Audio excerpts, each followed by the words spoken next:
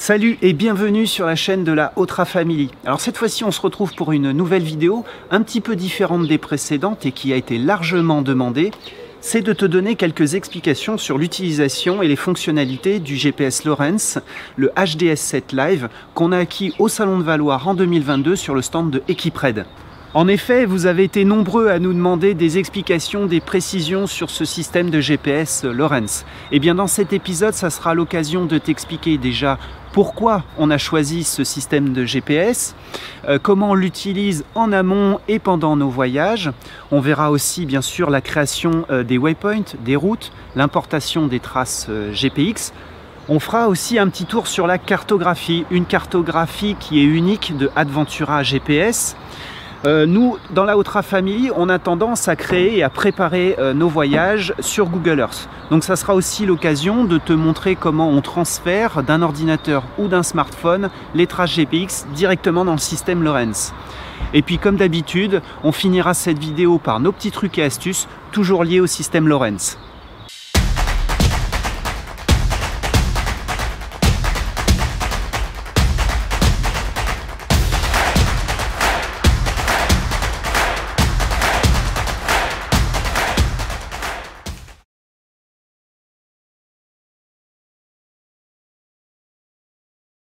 Depuis le début de nos aventures, on utilisait une tablette Lenovo avec l'application Osman. Alors l'application en elle-même est plutôt bien faite, elle est facile d'utilisation, elle est gratuite et en plus elle vous permet de précharger l'ensemble de vos cartographies avant votre séjour. Nous, notre principal problème venait de la tablette. On a eu des imprécisions, des pertes de signal GPS, on a eu beaucoup de mises à jour système. Alors quand vous n'avez pas de réseau GSM, ça peut vite devenir compliqué. Et puis on avait un autre gros souci, c'était la surchauffe. En effet, la batterie de la tablette est tout le temps sollicitée sur le 12 volts du véhicule. Et puis derrière le pare-brise, la chauffe est telle que la tablette figeait ou carrément s'arrêtait. Et là, je peux vous assurer que ça devient vraiment un gros problème. C'est pour ces différentes raisons que nous cherchions à trouver un autre système de GPS, plus dédié au off-road, plus robuste, car il faut savoir que les tablettes restent très fragiles. En 2022, on s'est rendu sur le Salon de Valoir, comme chaque année. D'ailleurs, je te mets le lien de notre vidéo sur le Salon 2022 en haut à droite, par ici. Voilà, sur ce salon, on a fait le tour des différents systèmes GPS qui existaient. On s'est arrêté sur le stand de Equipred, où il y avait une marque qu'on n'avait jamais vue, qui était Lowrance. Les équipes de GPS Adventura, Lowrance et Equipred nous ont fait, on va dire, une explication complète de leur système. Et puis, on s'est laissé tenter pour essayer ce nouveau système de GPS.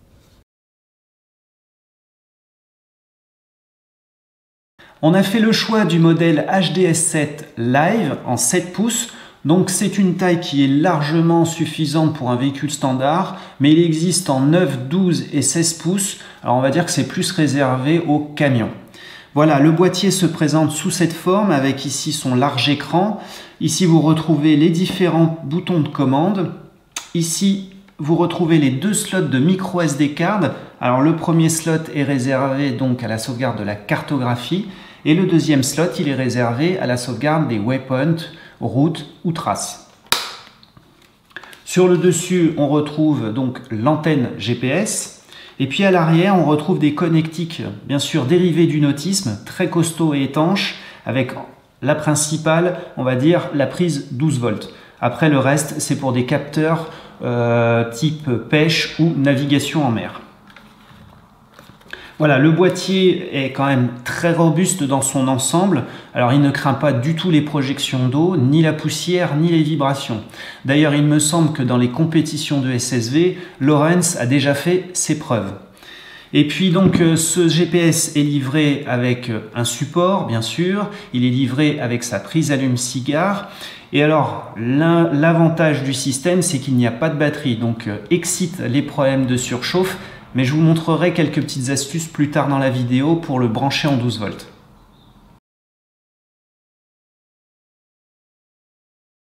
Chez Equipred, qui d'ailleurs est le seul revendeur du système Lowrance Off-Road, tu retrouveras toute une gamme de fixations pour fixer le système Lowrance dans ton véhicule, que ce soit des systèmes de ventouse ou des systèmes à fixation vissée. Dans notre cas, on a choisi le système RAM à fixation ventouse avec rotule réglable. Alors pourquoi on a choisi RAM? Parce que c'est un système qui est reconnu très costaud et en plus on peut trouver toute une gamme d'accessoires de fixation compatibles les uns avec les autres. Alors je suis persuadé qu'il y a d'autres systèmes de fixation qui existent et qui sont tout aussi bien que RAM. Il faut juste garder à l'esprit que le système Lawrence est beaucoup plus lourd qu'une simple tablette. Parlons un petit peu cartographie. Alors il faut savoir que ce sont les équipes de Aventura GPS qui créent l'ensemble des cartes. Alors ils s'appuient sur les cartes topographiques OSM, ils les retravaillent et on arrive donc à une précision de carte de 1/25 millième, ce qui est déjà plutôt pas mal. On a acheté donc notre équipement chez Equipred et dans le pack Lawrence, on a droit aux cartes Europe, une bonne partie de l'Europe et du Maghreb. Après, vous avez aussi la possibilité de vous abonner chez Aventura GPS, un abonnement qui coûte environ 25 € par an. Cela vous permettra d'avoir accès aux mises à jour de la carte chaque année et d'avoir accès à un service après-vente hyper réactif. En parlant de service après-vente, vous aurez en contact José Quinto, qui est le créateur des cartes et qui sera à même de répondre à n'importe quelle de vos questions sur le système. Et puis il faut savoir aussi que Equipred a suivi une formation très précise avec les équipes de Lawrence et de Aventura GPS, donc ils seront à même de répondre à vos interrogations et de vous conseiller dans votre achat. Il faut savoir que ce n'est pas un navigateur GPS façon Waze. Il ne va pas t'indiquer la route la plus courte, avec ou sans péage, et une petite voix qui va t'indiquer à chaque intersection si tu dois tourner à droite ou à gauche. C'est vraiment un navigateur au cap, c'est-à-dire qu'il va te permettre de suivre des waypoints, une route ou carrément de suivre ton tracé GPX que tu auras préalablement installé sur la micro SD card. Du coup, je vais te montrer comment je crée mes waypoints et les routes.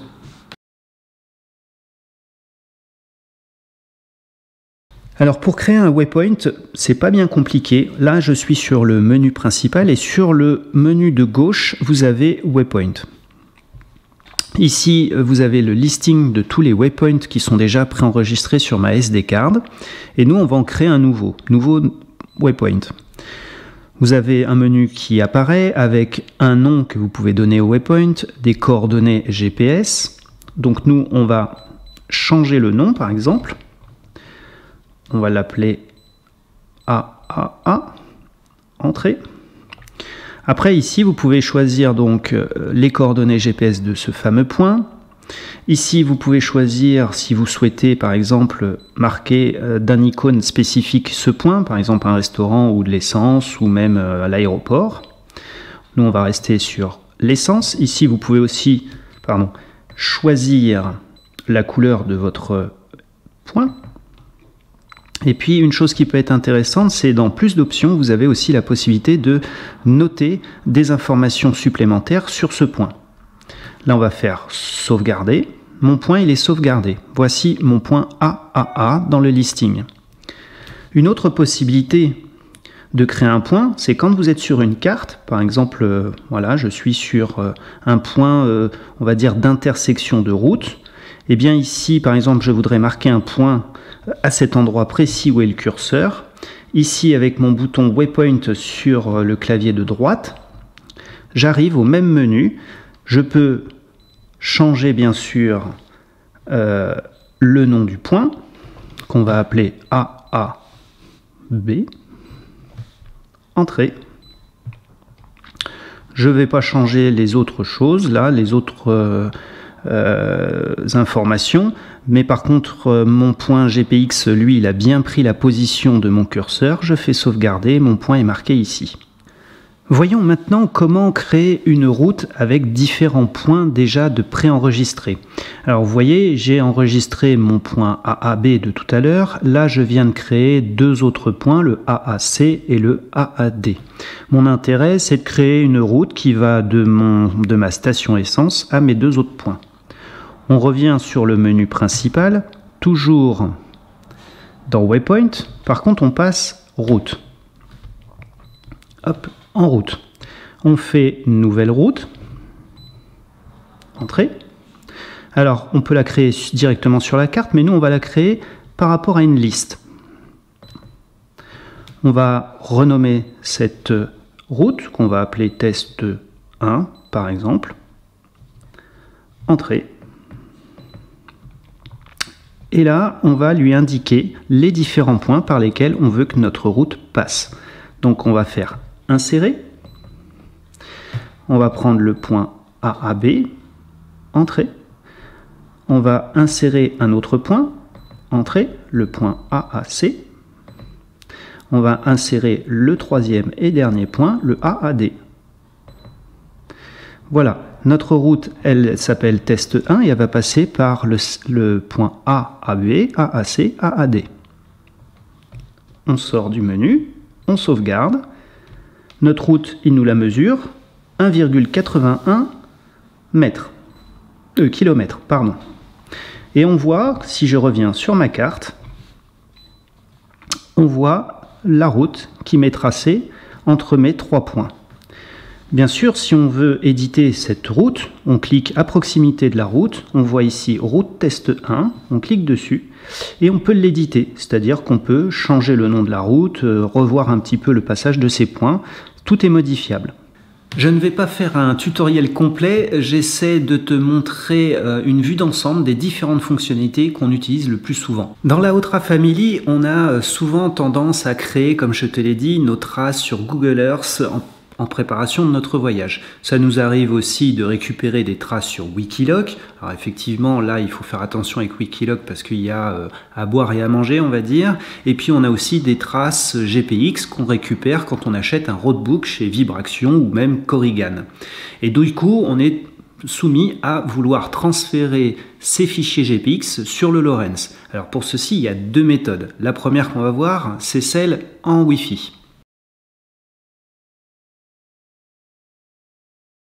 En effet, le système Lorenz est équipé d'un Wi-Fi interne permettant de transférer des fichiers sans réseau de ton smartphone ou ordinateur.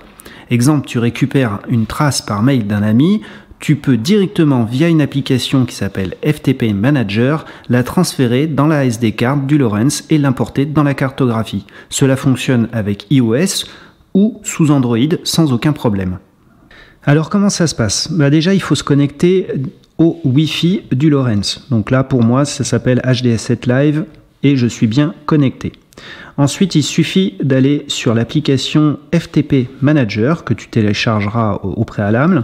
Cette application, elle est assez simple à prendre en main.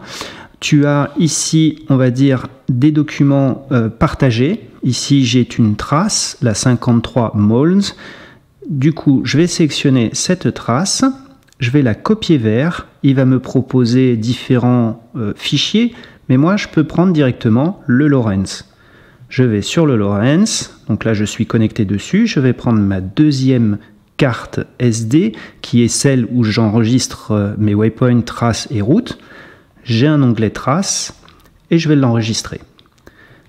Il l'a transféré. Du coup, directement sur le Lorenz, ici dans le menu,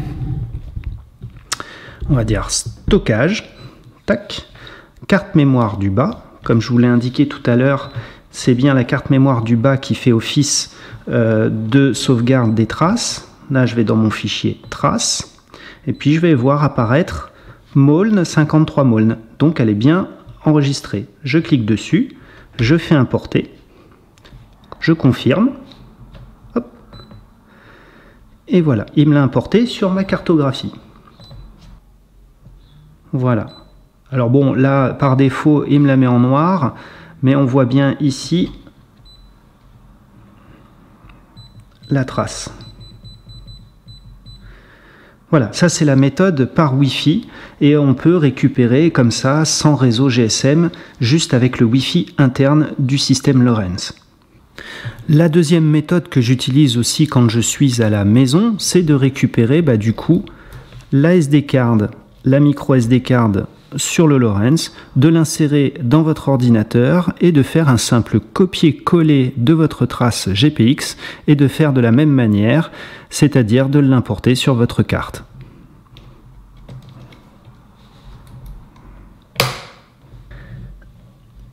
Alors bien sûr, une fois que votre trace GPX est importée, là du coup par défaut il me l'a mise en noir, mais on peut très bien cliquer dessus, trace, et puis en modifier sa couleur. Vous pouvez choisir des couleurs qui sont un peu plus visuelles, rose par exemple.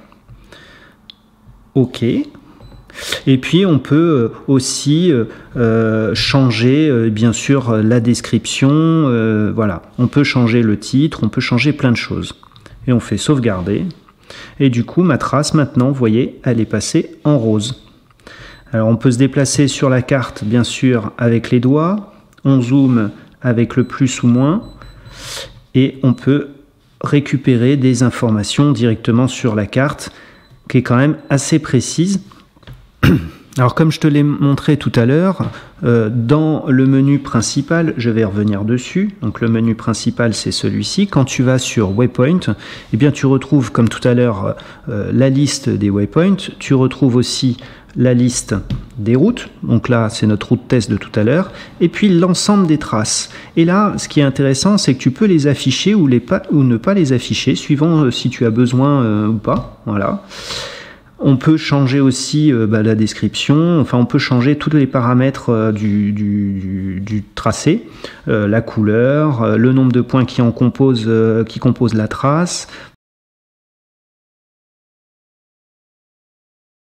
Autre fonctionnalité mais que je n'ai pas beaucoup utilisée, c'est l'enregistrement de traces. On retourne toujours dans Waypoint, on va dans Traces et on peut créer une nouvelle trace. Par exemple, je sais pas, trace test, voilà, ou trace 1, pouf, on enregistre et on peut faire enregistrer, c'est-à-dire que nous allons ici enregistrer nos points de passage et du coup faire comme le petit poucet et tracer notre trace au fur et à mesure qu'on avance avec notre véhicule.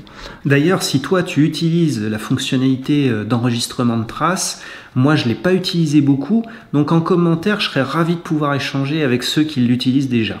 Alors une autre fonctionnalité qui peut être aussi intéressante, c'est la fonction chercher. Alors rechercher par exemple un objet. On va chercher un objet du type waypoint, route, trace, objet sur la carte, coordonnées. Bon, bateau bien évidemment ça va être plus compliqué, mais on va regarder objet sur la carte. Et là il nous propose soit des choses qu'il a déjà à proximité, donc l'ordre de priorité, donc c'est le plus près. Nous, on va chercher la ville de Vitré. Entrée. Là, il recherche. Et il va nous proposer un point qui s'appelle Vitré, donc notre ville. On clique dessus et il nous donne pas mal d'informations. Il nous donne la position GPS. Bon, la distance, là tout de suite, on est très proche, donc il ne nous l'a pas faite. Et il peut aussi, on peut lui demander, disons, de nous montrer sur la carte où se situe cette ville. On fait montrer. Et le curseur ici a zoomé sur le point qu'on lui a demandé, c'est-à-dire la ville de Vitré ou le lieu dit. Il nous arrive très souvent de préparer nos traces, de rechercher des informations ou tout simplement tester les fonctionnalités du Lorenz à la maison dans notre canapé bien au chaud. Et là tu vas me dire comment faire quand on n'est pas avec le véhicule et surtout le 12 volts. Eh bien on s'est tout simplement équipé d'une alimentation 220 12 volts avec d'un côté bien sûr la prise secteur et de l'autre une prise femelle allume-cigare. On a racheté le cordon Lorenz avec à chaque extrémité donc la prise Lorenz et le cordon allume-cigare mâle. Le tour est joué, tu peux te servir de ton Lorenz hors de ton véhicule. Continuons de parler alimentation. Comme je te l'ai dit, le Lorenz est livré avec une prise allume-cigare. Donc tu m'as compris, quand tu vas couper le contact de ton véhicule, eh bien le Lorenz va s'éteindre aussi. Alors c'est un petit souci si tu fais juste une pause pour checker ta trace ou tes waypoints. Alors pour remédier à ce problème, j'ai connecté le Lorenz directement sur le 12 volts permanent de mon véhicule en récupérant sur la boîte à fusibles. Le seul inconvénient, il faut juste que tu penses à éteindre et allumer ton Lorenz. Une astuce que je trouve sympa de partager, c'est le changement, la personnalisation du fond d'écran. Alors il faut au préalable avoir enregistré sur la deuxième carte, la deuxième micro SD card, votre photo. Ensuite c'est tout simple. Dans stockage, on va chercher la photo. Donc dans carte mémoire. Alors moi je l'ai enregistré dans traces. Et je vais chercher ma photo. Equipred.jpg. Je clique dessus. On voit qu'il prend bien la bonne photo. On fait définir comme. Alors finalement c'est définir comme fond d'écran. On clique dessus. Et on revient sur le menu principal. Voilà, c'est plutôt sympa si vous voulez mettre une photo de votre 4x4. Une autre fonctionnalité qui peut être intéressante, surtout si tu as un copilote et qui veut prendre le contrôle du Lorentz un petit peu à distance dans le véhicule, eh bien il y a une fonction de mirror screen, c'est-à-dire que vous pouvez dupliquer l'écran du Lorentz sur une tablette ou un téléphone. Il suffit de télécharger donc l'appli Lorentz, de vous inscrire bien sûr. Alors moi je suis déjà inscrit, et puis vous avez une fonction mes appareils, gérer mes appareils, duplication d'écran, et là il va se connecter directement au Lorentz, et là on a exactement la même chose sur son téléphone que sur l'écran. Vous pouvez même en prendre le contrôle, c'est-à-dire qu'on peut se déplacer sur la carte du téléphone directement sur le Lorentz. En fait, ça copie exactement la même chose et vous pouvez prendre le contrôle. On peut zoomer. Alors, ça n'a pas pour moi encore une grande utilité, mais peut-être que pour toi, ça peut être utile de le savoir. Dernière astuce dont je ne t'ai pas parlé, c'est la mise à jour du logiciel interne. Il est important que tu sois bien sûr d'être à la dernière version du logiciel. Alors pas de souci, pas de panique, tout se fait avec le Wi-Fi du Lorentz dès que tu es connecté à un réseau. Voilà, eh bien j'espère que j'ai pu répondre à l'ensemble de tes questions par rapport au GPS Lorentz HD7 Live Off-Road. Quant à moi, eh bien je te retrouve dans une prochaine vidéo. Ciao!